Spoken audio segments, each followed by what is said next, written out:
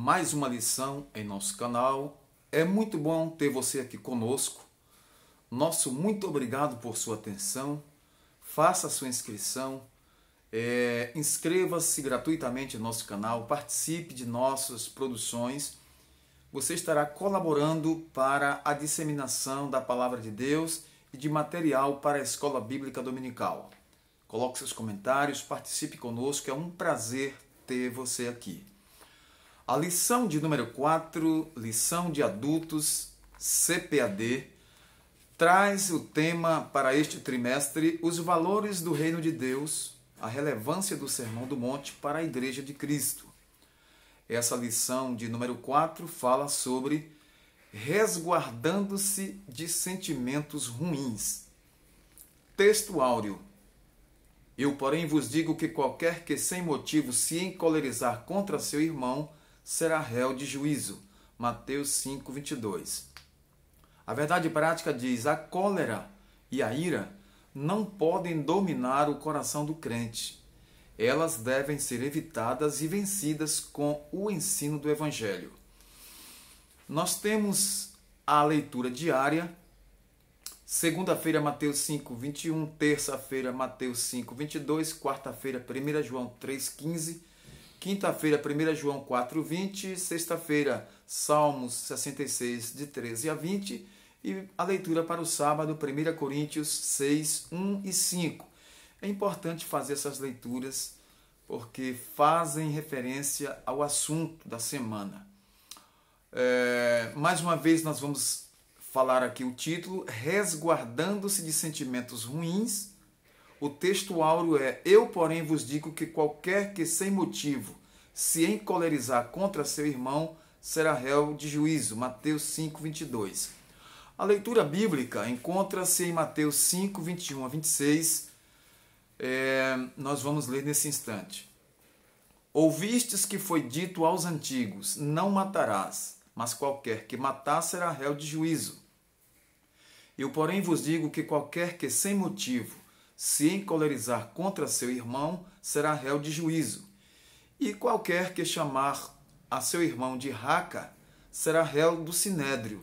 E qualquer que lhe chamar de louco será réu do fogo do inferno. Portanto, se trouxeres a tua oferta ao altar, e aí te lembrares de que teu irmão tem alguma coisa contra ti, deixa ali diante do altar a tua oferta e vai reconciliar-te primeiro com teu irmão. E depois vem e apresenta a tua oferta. Concilia-te depressa com o teu adversário enquanto estás no caminho com ele, para que não aconteça que o adversário te entregue ao juiz e o juiz te entregue ao oficial e te encerre na prisão. Em verdade te digo que de maneira nenhuma sairás dali enquanto não pagares o último ceitil. Lição muito importante para a nossa vida espiritual, porque mostra que o Evangelho de nosso Senhor Jesus Cristo tem uma dimensão moral muito bem delimitada. Nesse sentido, essa dimensão moral não abre margem para que sentimentos hostis ao Evangelho façam parte da vida interior do crente, porque isso viria minar a sua vida espiritual e arrasar. Precisamos fugir destas coisas, buscando o refúgio em Deus, buscando o socorro no Senhor. Veremos que evitar a cólera é uma atitude sábia para evitar pecados trágicos como o do homicídio. Objetivos desta lição: primeiro, é expor que o Evangelho não é antinomista. Segundo, pontuar que a cólera é o primeiro passo para o homicídio. E terceiro, correlacionar o ato de ofertar com a desavença. Ora, muitas pessoas praticam ações trágicas por causa dos atos precipitados e impensados. Se houvesse uma pausa ou se desviasse o pensamento por alguns instantes, o mal não ocorreria. As consequências da cólera, da ira, estão por todos os lados, no trânsito, no banco, na fila de espera, no comércio, na feira livre, em praça pública, em via pública ou em locais até privados, fechados. Nesta lição nós vamos aprender com o Mestre Divino, o Senhor Jesus, que o Evangelho não é antinomista.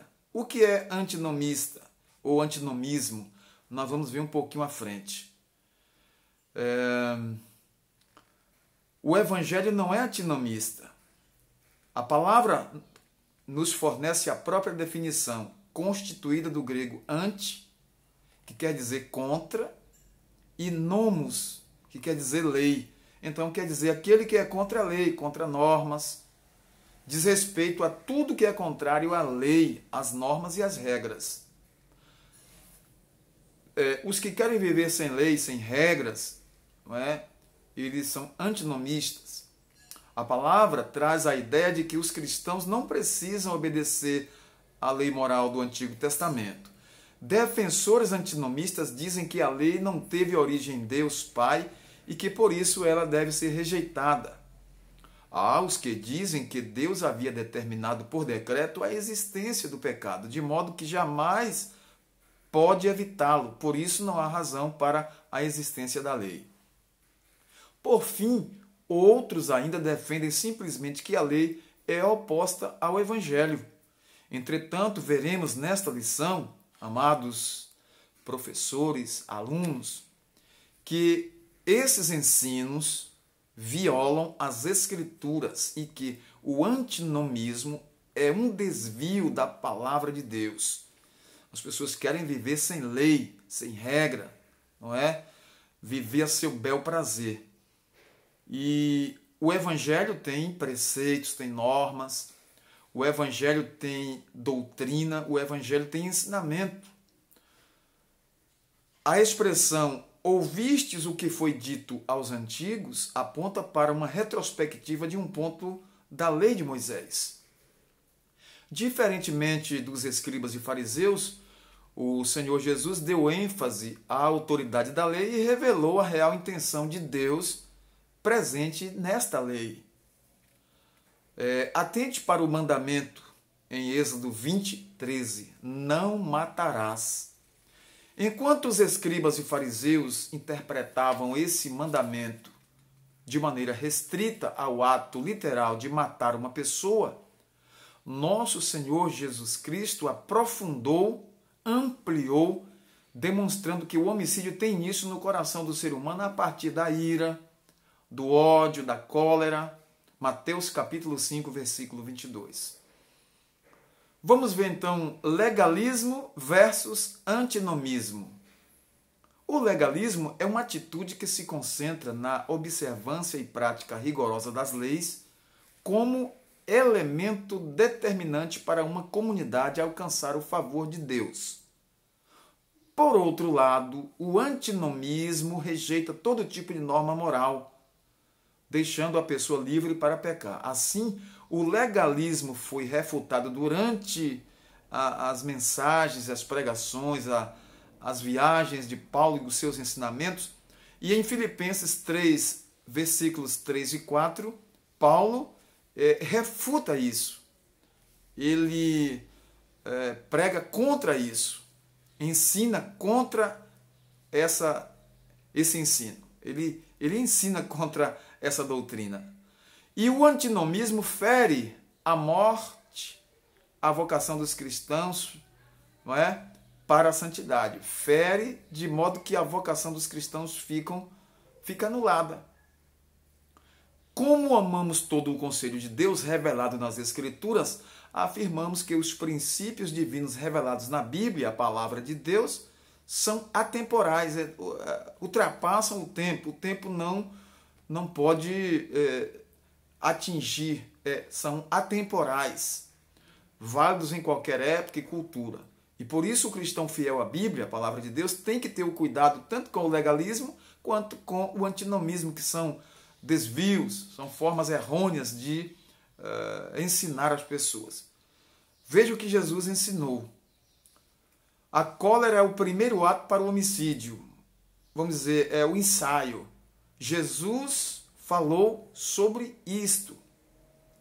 Jesus não anulou o sexto mandamento do Decálogo, Êxodo 20:13, não matarás. Contudo, sua interpretação foi mais elevada e profunda, pois revelou que a ira ou a cólera contra um irmão é um tipo de homicídio no coração, como bem afirmou o apóstolo João. Qualquer que aborrece a seu irmão é homicida, e vós sabeis que nenhum homicida tem permanente nele a vida eterna. 1 João 3,15. Então a lição diz, no título, resguardando-se de sentimentos ruins. Resguardando-se de sentimentos ruins. Tiago falou que isso, brotando do coração, traz toda a raiz de amargura e é um dano terrível. Portanto, o sexto mandamento não envolve apenas uma sanção penal, mas elementos mais profundos como palavras, emoções, insultos e outras ações que antecipam a talvez um homicídio. Vamos ver a cólera no contexto bíblico. Tanto o salmista quanto o apóstolo Paulo escreveram que um servo de Deus pode irar-se, mas não deve pecar. Irar-se é uma coisa, irar é uma coisa. A ira é um sentimento elevado, é algo que a pessoa sente naquele instante, mas a Bíblia não diz que a ira é pecado. O pecado é a consumação desta ira. A ira é uma emoção humana, mas todos nós precisamos ter cuidado com a ira. A Bíblia, ela revela pessoas justas se irando contra o pecado. Aí sim, contra os atos desumanos, contra o desrespeito à palavra de Deus. Esse tipo de ira é uma ira que clama pela justiça. Oséias 4, de 1 a 3, nós temos uma passagem se referindo a isso. Se você quiser conferir na sua Bíblia, é muito bom. O Senhor manifestou ira contra os que faziam do templo um covil de ladrões. Vocês estão fazendo da casa do Pai um covil de ladrões. Então ali com ira, mas uma ira pela justiça, o Senhor expulsou os cambistas, derrubou as mesas e houve ali um momento de ira do Senhor Jesus, mas não uma ira para pecar. Não foi uma ira que se tornou em pecado, mas algo que clamava pelo zelo, pela justiça, pela santidade. A ira não pode nos controlar e nós devemos examinar se ela provém de um espírito reto, de um coração puro, se é uma obra da carne. Que tipo de ira às vezes nos sobrevém? Do tipo pecaminosa, orgulhosa, odiosa ou vingativa? Observe, o imperativo bíblico é que a ira não pode nos dominar. Efésios 4, 26 e também Hebreus 12, 15. Ireis, mas não pequeis. Na ira de Deus não opera na ira do homem não opera a justiça de Deus. O valor da pessoa humana, o Senhor Jesus valorizou muito. Em Mateus 5, 21 e 22, o texto oficial diz assim: Eu, porém, vos digo que qualquer que sem motivo se encolerizar contra seu irmão será réu de juízo, e qualquer que chamar seu irmão de raca será réu do sinédrio, e qualquer que lhe chamar de louco será réu do fogo do inferno. Isso é valorizar a pessoa humana. Jesus enfatizou esse valor. Por isso, chamar alguém de raca, de inútil, de cabeça oca, de cabeça vazia, é uma ofensa grave. Também chamar de louco, que no grego é moros, significa também chamar de ímpio, incrédulo, é uma conduta moralmente desprezível. Observe que para quem manifestasse esse tipo de comportamento, o fim era se tornar réu do sinédrio. Teria que ser julgado e receber a condenação. E Jesus disse: quem chamar o seu irmão de louco será réu do fogo do inferno, até que se arrependa. Não é? Nesse sentido, nosso Senhor mostra que não se peca quem comete, não só peca, vamos pontuar aqui bem devagar para que vocês possam entender. Não só peca quem comete um homicídio, entendeu? Mas igualmente os que nutrem ódio e rancor no coração.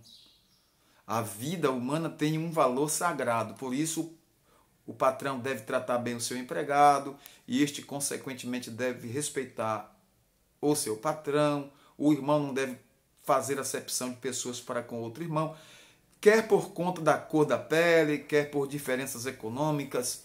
Como disse Paulo, não é? Como disse o apóstolo Pedro, como disse o apóstolo Pedro lá em Atos 10:34. Reconheço por verdade que Deus não faz acepção de pessoas. A passagem de Atos 10:34, ali está fazendo referência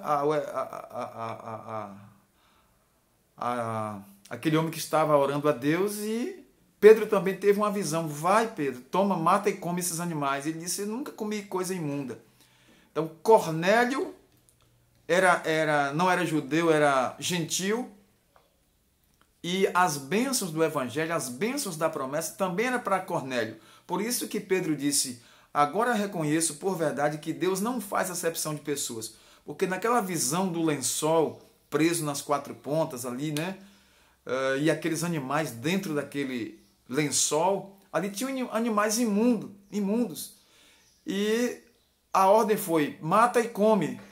Ele disse, de maneira nenhuma, pois eu não como coisa imunda. Então, Pedro depois reconheceu que Deus estava tratando com pessoas fora de Israel. Deus estava salvando, curando, batizando com o Espírito Santo, libertando. E aí Pedro disse, agora reconheço por verdade que Deus não faz acepção de pessoas. Então, a valorização do ser humano. Vamos ver sobre a oferta do altar e também a desavença. A oferta do altar. Em Mateus 5, 23 e 24, o Senhor Jesus se dirige aos discípulos e faz com que cada um examine-se a si mesmo, não é? Pois um servo do Senhor não pode ofertar no altar com um coração cheio de rancor e ódio. Afinal, dizer amar a Deus, mas odiar o irmão é cair na mentira. 1 João 4, 20. Para o judeu, ofertar era um ato sagrado. E tal atitude fazia-o reconhecer a bondade de Deus para com ele. Nesse sentido, o Senhor Jesus valorizava esse ato. E, entretanto, não adianta reconhecer a bondade de Deus, mas não se reconciliar com o irmão. Quer dizer, reconhece a bondade de Deus, mas não se reconcilia com o irmão. Cabe ressaltar que o verbo grego para reconciliar aqui a palavra grega é dialosso, que significa mudar a mente de alguém, renovar a amizade com alguém. Ele é encontrado no Novo Testamento apenas uma vez, lá em Mateus 5, 24. Portanto, o ensinamento de Nosso Senhor é claro, não há relacionamento correto com Deus sem relacionamento verdadeiro com o irmão. Agora, o Senhor Jesus, ele traz em Mateus capítulo 5 algo interessante que nós devemos passar para a classe e também que sirva para nosso aprendizado, que nós possamos obedecer essa palavra de Deus. Evitando a desavença. Os versículos 25 e 26 de Mateus 5 têm relação com os versículos 23 e 24, mas uma conotação diferente. Os versículos 23 e 24 dizem respeito à adoração, e os 25 e 26 dizem respeito ao processo legal. Agora, observe, ambos, porém, procuram advertir os discípulos quanto ao problema da desavença entre irmãos. Por isso que o salmista diz, ó quão bom e quão suave é que os irmãos vivam em união. Nos versículos 25 e 26, nosso Senhor enfatiza que é preciso buscar uma solução para a desavença entre irmãos fora do tribunal. Naquela época, quando a pessoa era sentenciada, pagava até o último quadrantes, de original latina, que significa quadrante, aproximadamente a quarta parte de um asse, que é a menor moeda de cobre romana, valendo cerca de 1/4 de um centavo. 1/4 de um centavo, imagine o valor. 1 centavo parece que é a última unidade da moeda, né? Mas é 1/4 de centavo. Então, nosso Senhor, portanto, nos convida a sanar as desavenças entre nós e assim preservarmos o bom testemunho. Atentemos para a reflexiva indagação do apóstolo Paulo. Ousa algum de vós, tendo algum negócio contra outro, ir a juízo perante os injustos e não perante os justos? Paulo não está dizendo que as pessoas não devem buscar os seus direitos e garantir os seus direitos. Não é isso. É agir da forma correta, é fazer da forma correta. Procure a liderança, procure os líderes da igreja, procure o seu líder e resolva a coisa entre vocês. Vamos resolver entre nós. Não há entre vós sábios, nem mesmo um que possa julgar entre seus irmãos, para que vocês vão aos tribunais por coisas mínimas? Como servos de Cristo, que vivemos as verdades do Evangelho, não deixemos que pensamentos, palavras e ações firam o nosso próximo, nem deixemos que as desavenças tornem-se disputa entre nós. Em caso de desavenças e desentendimento, à luz das Escrituras, deve-se reconciliar-se imediatamente, seguir em paz com todos, não é? É isso que nosso Deus deseja quando escreveu: não matarás. A ira pode levar até a um homicídio. E Hebreus 12:14 diz: seguir a paz com todos e a santificação, sem a qual ninguém verá o Senhor. A paz é muito importante. Então, antes de nós orarmos ao Senhor, nós queremos agradecer a sua participação.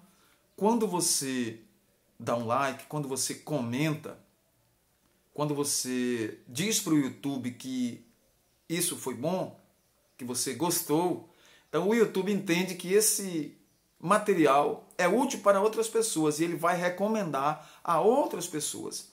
Então, que Deus abençoe a sua vida, que Deus abençoe a sua casa.